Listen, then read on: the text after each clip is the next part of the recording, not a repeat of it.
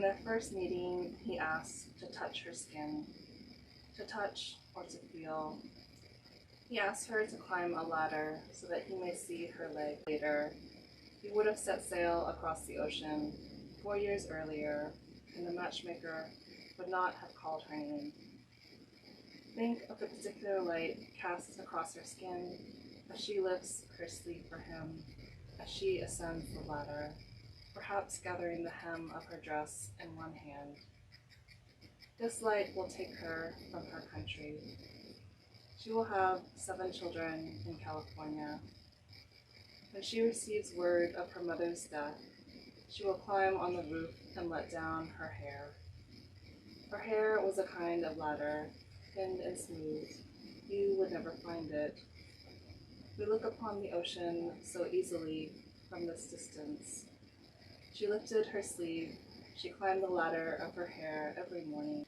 Through her blood and my blood with his blood.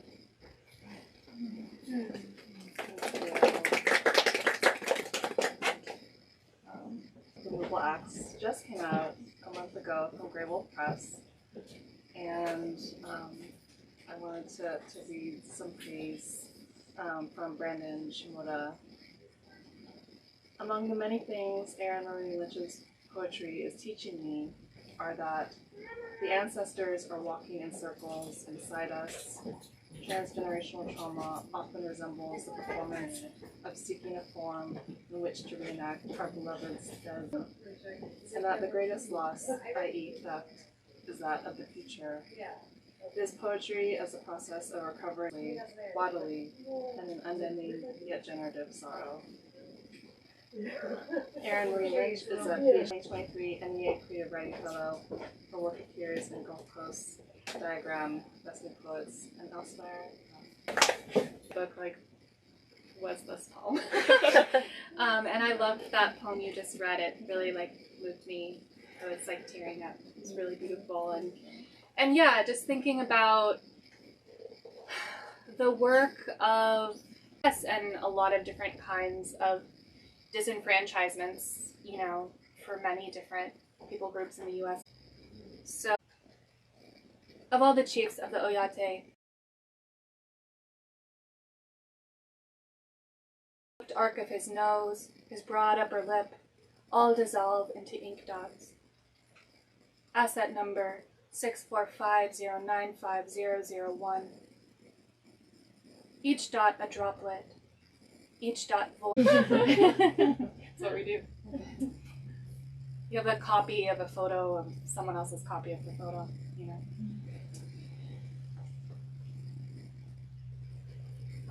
This is called Knife. Hunger spills from the hole in the maple my father fitted with a spout. Fills the kitchen with putrid vinegar my mother sprayed to kill pantry moths. Multiplies larvae, pushes through her brown rice, settles in the driveway seams, concrete cool against my cheek, a landscape boundaryless, unswallowing, petrified set of my lips belonging to no one. Ant crawls in my mouth, then out again, takes, sagging fence posts, leaf blowers roar, pine cone falling, makes, my yard, your yard. Even those words, their checkered texture from an airplane, empties the allotments we left behind, knows who now inhabits that land, extends an aftermath of paper plates at the reunion, in memory returns. Bring a coffee and shrimp, white sheet cake, embroidered with roses, not a word written on it. They let me hold the knife. I sliced divides, again and again, lengthwise, crosswise.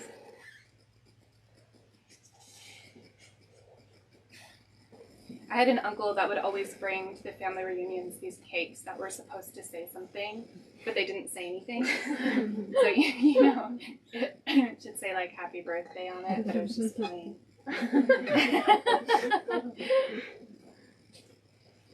Let's see. We're just kind of deciding as we go here.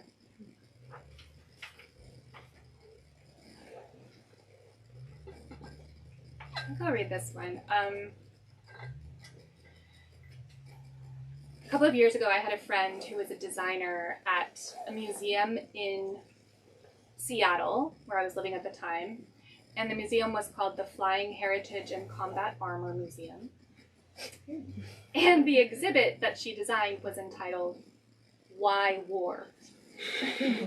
And so, yeah, there was no conclusion drawn. It remained, TBD. So I went with her to the opening of the exhibit. It was like extremely bizarre.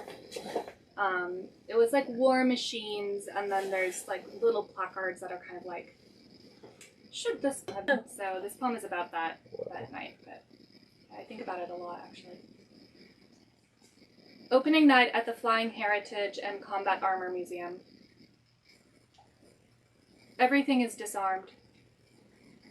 Salvaged fighters hang from tension wire.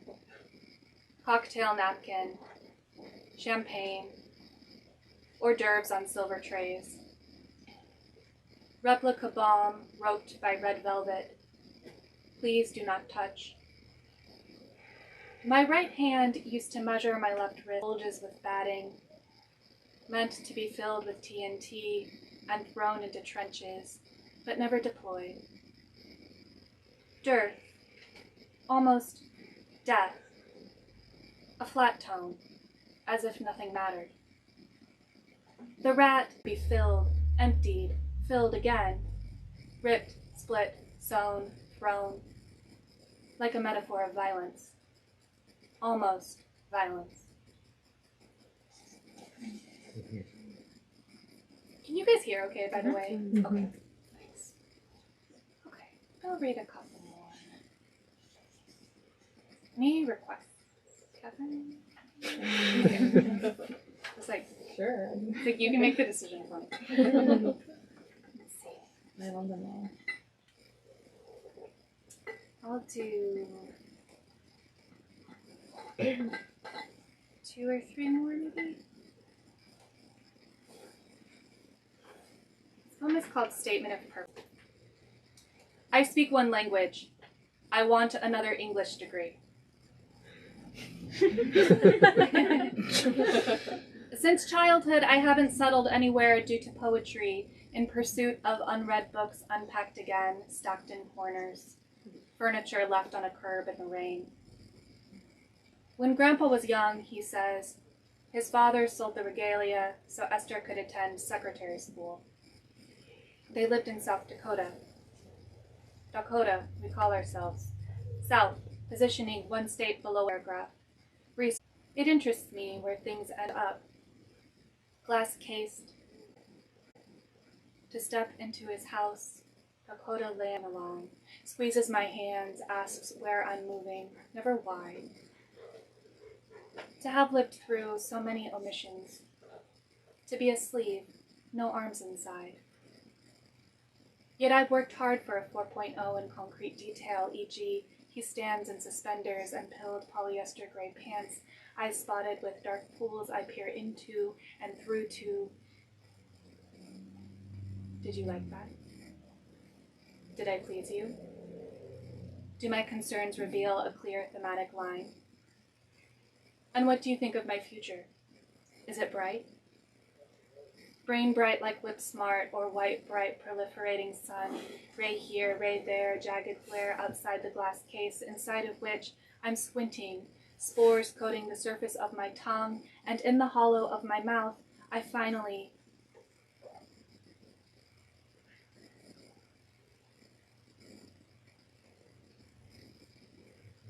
I'll just do one. Long one or short one? Long. And then we'll chat, and then we'll chit-chat a little bit, and then you guys can chit-chat with us if you want, but if you don't want to, you can talk amongst yourselves at that point. Okay, this poem is called 000000000. I have desired most to be desired. Last drops of juice squeezed from the lime, husked and thereafter gone my givingness.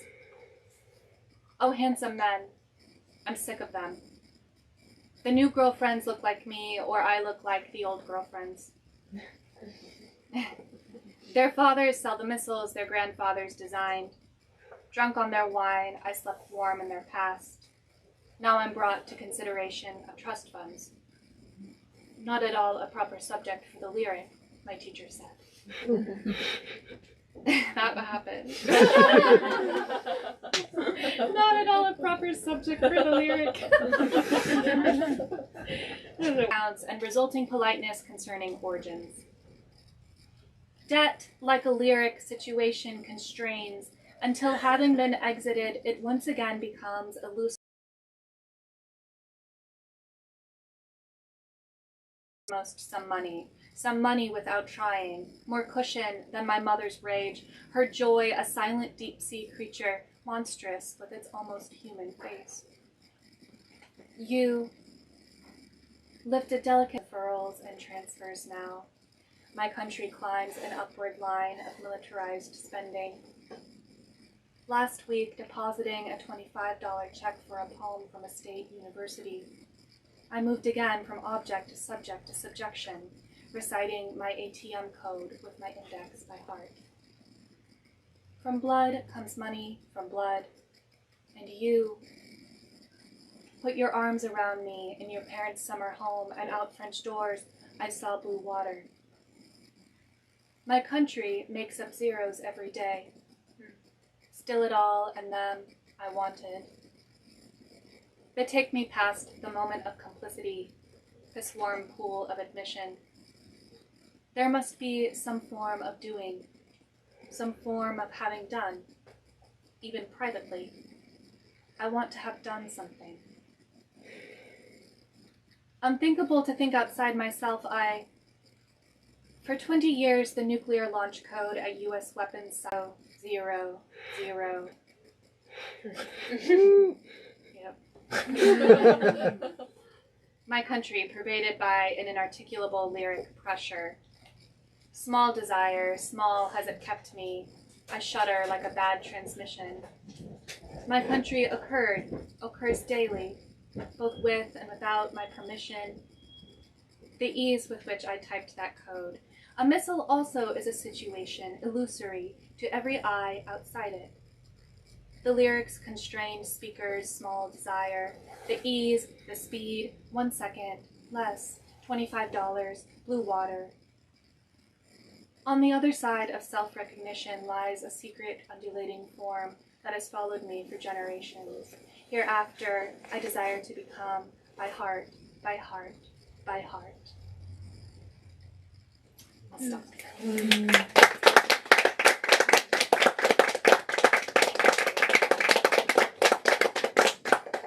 Thank you so much. Thank you. Wow, I love the expanse, and that was just part of this amazing journey of this book and collection. I'm interested in hearing you share a little bit about that journey, about how these poems became a collection. Mm-hmm. Yeah, thank you. Well, first of all, I'll say that one thing I've been kind of like deciding upon in my own mind is that I don't think it's a collection. Like, I just don't like that word really for my book. I think of it as a book, and especially now that it's done, I'm like, oh yeah, I wrote a book, but it's not even a resistance to collections per se. It's more that when I think about the impulse toward collection, which is to put together, to have a lot of poems and then choose which ones, right? It's like you have a bunch of marbles in a drawer and you choose which ones go in the case.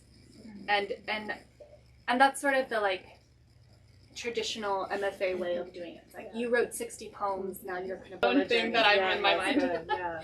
But when I think about my construction of the book and what's interesting to me in my own the thinking I was doing when the book was happening, it started out that way, and I think it became something where I was like, okay, what I'm writing, is toward the book, and some of the poems maybe wouldn't stand alone per se as like a lyric moment. So they require the book to be right, and to feel. Like you only feel them with everything else around it. So that's one thing. On a more practical level, I had like 2 different manuscripts, and one of them was more personal and one of them was more archival. And I thought I was going to write 2 books, and then eventually I just put the books together, and I was like, oh, this is better now. So that was how it came to be, was I was like, oh, this is like much more resonant when you have both of those threads kind of in the same. Were you working on one manuscript and then moved into the second, or both? Okay. Interesting. I was writing pulled into, partly because when you're writing for workshop, you know, it's like you have to turn in something every week. So you're sort of like, okay, what happened in my feelings that I can do? And archival work is so different. It requires this like deeper, slower engagement, even emotionally, that you can't sort of produce it on demand. So that came a little later. And it seems like, so I'm speaking to you talking about the book, but it in some ways seems like maybe it wouldn't quite make sense to workshop separate poems with the archival project because it's outside of the context of the larger work. Exactly. Yeah, if people don't know that word, maybe, oh, you need to have more lyricism or something like that because it's separated from the book. And as the book the 2 manuscripts became one book, would you say that when you were submitting it for publication that it took on a different or an additional trajectory from the book to a published book, working with your editor at Graywall? Yes, definitely. It was like a lot less shaped. I think it was more like a collection. Like it was less like I had a lot of work and I put all of the work kind of in one place. And yeah, as I was working with my editor, I sort of discovered in myself, it was like I discovered in myself the questions I really wanted to be asking. But I don't think I allowed myself to. Then I was like, oh, I had permission to be a little bit more expansive. And I wish I maybe had given that to myself a little bit earlier. But yeah. And it's striking to me how the poem uses many different forms of punctuation, sort of the feel of the page, using white space in the text, and kind of the image of the poem itself on the page has its own variation and experience as you read the text. And so was that also something that was very much part of your early writing of it, or did certain poems change shapes as you went through the revision, and also like the sequencing of the did learn to give myself more permission. Part of what happened was I started working a lot with visual artists in grad school. Actually, my friend Elizabeth, who's here, we've done several projects together. She's a filmmaker. So, but I started working with visual artists in like my mid-20s, and that really changed my relationship to language and to punctuation. Visual, where I don't think I'm like particularly sophisticated by any means. Like there's a lot of like Microsoft Word symbols, you know, which is part of like, I'm like, the book is very interested in the internet and interested in Word documents and like what it is to be a writer engaged with these like word processors. So that's kind of part of the game of it. But I don't think it's particularly like sophisticated as a visual object, but, or like maybe particularly aesthetic. But I think I became really interested in thinking about language and punctuation and symbol and white space all is just like my material. It's like the image is material, videos are material, brackets are material, having the Microsoft Word page, that's part of a material because that's the canvas I'm giving myself. And especially like American, no, I'm really going off tonight. I don't know why. Like American poets, our craft is based around Microsoft Word or Pages or whatever it is. Like it's based around this shape of this page on a word processor. Real time. Yeah, and like the length of the line is determined by what Microsoft Word made the width of the page in Microsoft Word. And that's like now how kind of American poetry is like delimited in a literal sense. So I started to get really obsessed with that. And I kind of like put that a little bit into the book, some of those sessions, but I also did things to try to get myself away from it. So like I'll do things sometimes where I'll like take away all the pages when I write in Microsoft Word, or like write on like a roll of butcher papers. The materials we have behind the line, or the image behind the image, and I think of like the bowl and the bowl and the bowl, and kind of like this. There's like so much holding and looking through and looking with, and so I'm curious about making all of that kind of legible in terms of engaging with the materiality of your work, kind of like the moving and moving and placing and kind of like cocooning or sequencing. like how I made that legible. Yeah. Yeah, that's a good question. Sometimes I think maybe I pushed a little hard to make it legible, or like maybe it's a little very artistic. Yeah, maybe kind it's of like sometimes I worry it's a little too legible. Where I'm like, all right, you could have like well, held back a little bit. Whatever, the next book. I was really concerned about people getting it. Yeah, because it's kind of like with a statement of purpose too, of kind of like are you getting it? Like, wait. Yes, I think the person, the speaker of this book has this there's like this obsession with like trying to figure it out themselves and then figuring out how other people are responding as you're doing it. It's like sort of, I think this speaker has like this deep, maybe younger me, has this deep self-consciousness around those things. That's part of the circular movements of the book, is like that self-consciousness.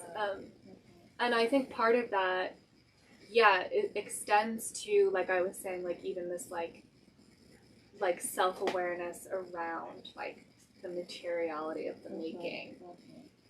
I think like a lot of the book is about archival engagements that happen like through the internet, through the computer. Is that like, are your archives digital? Some of it, yeah. Some of it's paper. Yeah. But I'm really interested in how material, like you said, dragging files, clicking, looking at the computer, staring at the computer screen is like something you're doing with your body. It's very sensory. To use technology is very sensory and very intimate. There's a poem I cut out where I say something about like having like a computer I touch more than any person. And I think about that a lot. There's like a physical intimacy with our technology that allows it separates us from ancestors, from ways of understanding and being, but it also connects. And it's via the body, you know. So yeah, I don't know if that was really an answer to that question, but it was an answer to a question. Or is something that's in my mind. Yeah. I was curious to also learn more about the research process. If it was stories that you had grown up with that you were recalling or doing oral histories with relatives and finding those documents and photographs online. Yeah, I have like a number of things that I was working with. A lot of the stories I did grow up with. And one of the things that I was thinking about a lot is, because there's several stories in the book that are like my grandfather's stories. I didn't read any of those poems tonight. But I think a lot about mismemory, misplaced memory, wrong memory, and how that's such an important part of the fabric of memory and needs to be validated actually in order to claim our stories, because that's just a part of how our stories are, is to have absences for Indigenous people, you know, for immigrants, for like so many people. Those absences and those elisions are part of the fabric of the story. And if you try to pretend that they aren't there, you end up having all of these like facts you're clinging to. And facts aren't, that's not truth. Right. Or it's one part of truth. So with the stories, because there's one story in the book that my grandfather like started telling wrong as he got older. And now he's like pretty much nonverbal. I don't know that he would be able to tell it, but I tried to kind of build that into the way that I talk about it in the book, the mistelling, the wrong telling.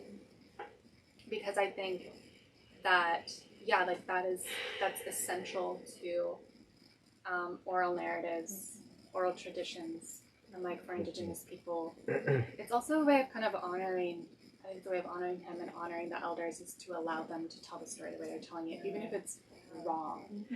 You know, there's some emotional truth there. And yeah, then I was working a lot with the family Facebook group. Oh. Native people love Facebook. Wow. For that.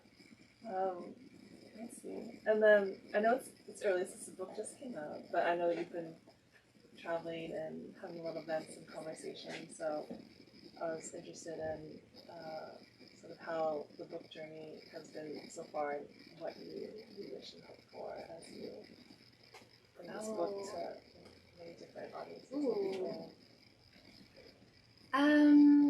Yeah, it's been really, I didn't know what to expect. It's been really nice.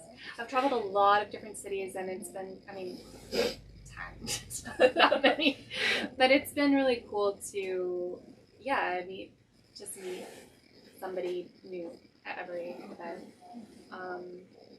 And yeah, you always have like surprising little interactions. I don't know that I have any wishes or haven't like allowed that for one for myself, but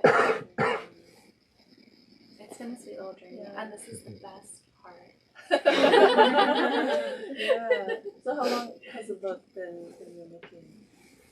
I think the oldest poem in the book is from 2016. Okay. Mm-hmm. But there's only a couple of poems that are that old. A lot of it was like 2017, 2018. Okay. But the oldest poem is from my MFA. Okay. Well, I wish you a beautiful book journey. Thank you. And I hope that you have lots of celebration time, especially as a PhD student. It's a very full life. You want to make sure you have time for joy. Thank you. Thank you for this beautiful question. Yeah. And I also wanted to open up if folks have comments. Yeah, if you feel like it. Yeah, it doesn't even have to be a question. Yeah. It can be a comment. But you don't have to, and then, you know, we can wrap it. Do you have I'll make a comment. You both read so beautifully. And I also, you were touching on this a little bit, but I love the way that technology comes into play in your book. And for both of you, obviously, with Removal Acts and Shelley's new project and that beautiful new poem, and maybe I'll ask you first and then Erin, but I'm just curious, there's so much of lineage in these projects and sort of exploring family history, and I wonder, for your immediate family, is there joy, is there relief in hearing these histories told? Is there any resistance also, and maybe one or the other or both? I don't know. It's a big question, so pick which part you'd rather address. Well, my mother, she was an elementary school teacher, and she's always wanting to like, oh my god, really? Just think of like your like strictest elementary school teacher, and imagine like that is your mother. But she always read to me as a child, which I think fostered my love of writing. But yeah, she's very supportive, I think, of me. Like, she reached out to the relatives. She's like, oh, this aunt, she has a lot of stories. And so my aunt sent me like this PowerPoint and like something like that. So I'm like, yes, the gold. Does like all my work for me. So that's very supportive. But then I found some additional archival information, which is like not so flattering towards some, like the great grandmother that I referenced in the poem, and I kind of haven't told like them like this like tea on this like ancestor, so I'm like, I don't know if this is like raising like things that my aunt like didn't want to talk about that wasn't in the PowerPoint. But yeah, we'll see. But I feel like it's very precious because my mother grew up with her grandmother who immigrated from China, and so like we're losing like my mom's nursing. So like this is they're getting older, and so I think that they're grateful that someone is gathering all these stories together. And also I feel kind of like this book about all our ancestors who worked really hard to like get married. Like no one's gonna know and like read. I think it'll be fine, but yeah, it's still early stages. Yeah. Yeah. That's such a beautiful way of thinking about it, of like, yeah, like this is my gift, sort of. Yeah. And also, like, you're so right, like, especially as people, like I said, like, my grandfather is, like, not really verbal anymore, that, like, making sure to say, okay, who is doing that work to preserve and taking on that role. Yeah. I think, like, for my family, I was telling Shelley I just read in Portland with my family, and I kind of did, like, it was a very, like, mom-friendly reading. It was like, I kind of did Control F mom, and then just, like, didn't do that, so I really, like, tried to make it, like, something where it was, like, a comfortable space. Yeah. But I think there was, like, a lot of, like at one point my mom said to me, like, because a lot of the book is about my great-great-grandmother who, like, moved from, so, like, enervated, was removed from during the removal, alongside the removal from Minnesota to Standing Rock. And she was like, my mom was like, I never thought that I would see her name or see my dad's name in a book. So, when you come from, like, quiet people and people that work hard and, like, people that haven't done anything and have been subjected to some really difficult things without even maybe necessarily naming them as difficult or naming them as violence, just sort of like these are things that happened, that there was like a lot of surprise and kind of gratitude to see the book. Yeah. But also a lot of my family just doesn't read, so I don't know if they care. Yeah, and that's okay too. Yeah. That's a beautiful question, Catherine. Thank you. Like, did any like? Yeah, I mean, a lot of stuff went out. Like, there's like tons of poems from both of those that are not here in the book. Poems that were removed. Removals, and they needed to be. Some things you gotta, like I said, with the knife.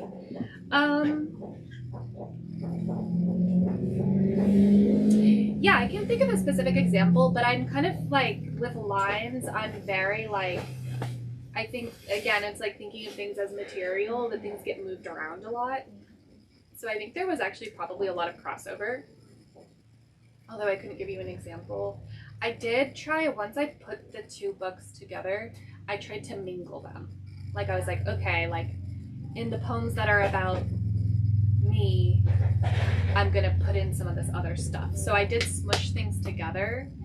Oh, you know what? There's a poem I didn't read called 8.5 by 11. There again is my obsession with paper and like material. But there was like a poem that was kind of about me, and then another poem that was about it's like a story my mom told where she was in 8th grade her American Indian unit, or an American Indian Studies class or something. It was like a really cool teacher. And she turned in a paper where she wrote down the story of Sitting Bull's murder according to her dad. And the teacher like wrote on her paper, interesting story, is this even true? Because it didn't match with the like, again, factual version he had. And she was like, I don't know, that's what my dad said,